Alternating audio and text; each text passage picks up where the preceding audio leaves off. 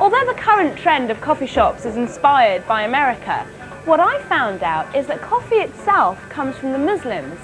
In fact, coffee was known as the wine of the Muslims. The name from which you get the word coffee is from kahwa, and kahwa means wine. Wine in Islam is forbidden, as everyone knows. This was something which gave you a buzz, and it was considered halal. I mean, it was allowable. Coffee bushes grow wild all over Ethiopia, but it was a Sufi mystic from Yemen who introduced coffee to the rest of the world in the 9th century. Sheikh Ali ibn Omar al-Shazli was a disciple of a sheikh in Yemen, and the story goes that he fell in love with the daughter of the sheikh. Dangerous thing to do. And the sheikh said, well, you better get out of here. And he decided to go to Ethiopia, which is just across the strait there. And he spent some time in Ethiopia. And he came back a year later or so with coffee, which he brewed for his sheikh. And the sheikh was so impressed that he received him back. And in fact, Sheikh Ali, it is said, got to marry the sheikh's daughter. The city of Mocha in Yemen became the center of coffee cultivation. As the Muslim empire expanded, Yemeni merchants took coffee to all the great cities of Islam, including the holy city of Mecca, where Muslims converged for the annual pilgrimage of the Hajj. The Quran specifically mentions the fact that there's no harm and there's nothing wrong with taking this travel as an opportunity for trade after you've accomplished the rites of the Hajj. So the Hajj became a very big trade event. You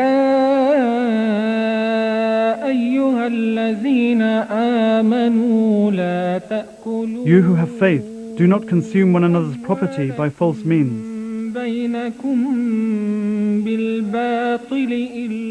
only by means of mutually agreed trade.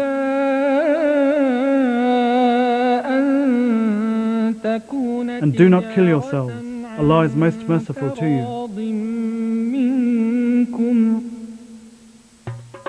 So it was through trade that coffee spread throughout the Muslim world, and two styles of coffee came to dominate, Arabic and Turkish. People think that, first of all, there's the misconception that Turkish coffee is Arabic coffee.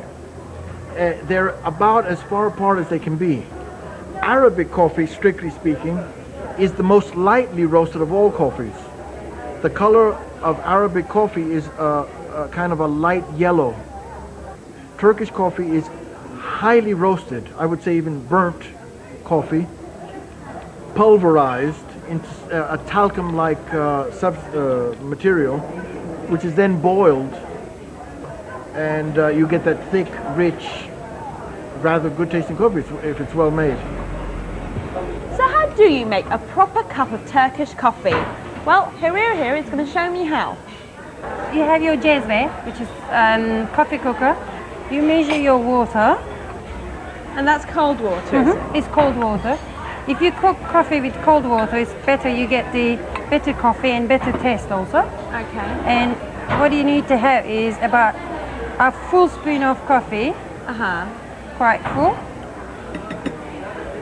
For sweet coffee, you need to get a full spoon of sugar as well. Do people normally drink it sweet? Yeah. In Turkish proverb, you say eat sweet or drink sweet and talk sweet as well. Oh, right, so okay. That's why Turkish men are sweet talkers. Right. So you need to stir the coffee slowly to get nice froth and a very good taste as well. So it's best to make each cup individually if you want to get it absolutely right. Oh, I can smell it. That smells delicious. When you have nice froth on the top, then you pour on your cup to get that nice froth on your coffee. Yep. There we go. So you pour the froth on first? Yes. First, and then you still keep cooking it as well. You see the coffee is burned, then you get better taste in your jezve. There we go. That's for you. Now that is a proper cup of Turkish coffee. Well, I'm still wondering how coffee eventually made it to Europe. Claudia Roden is a food writer and she's also the author of a book on coffee.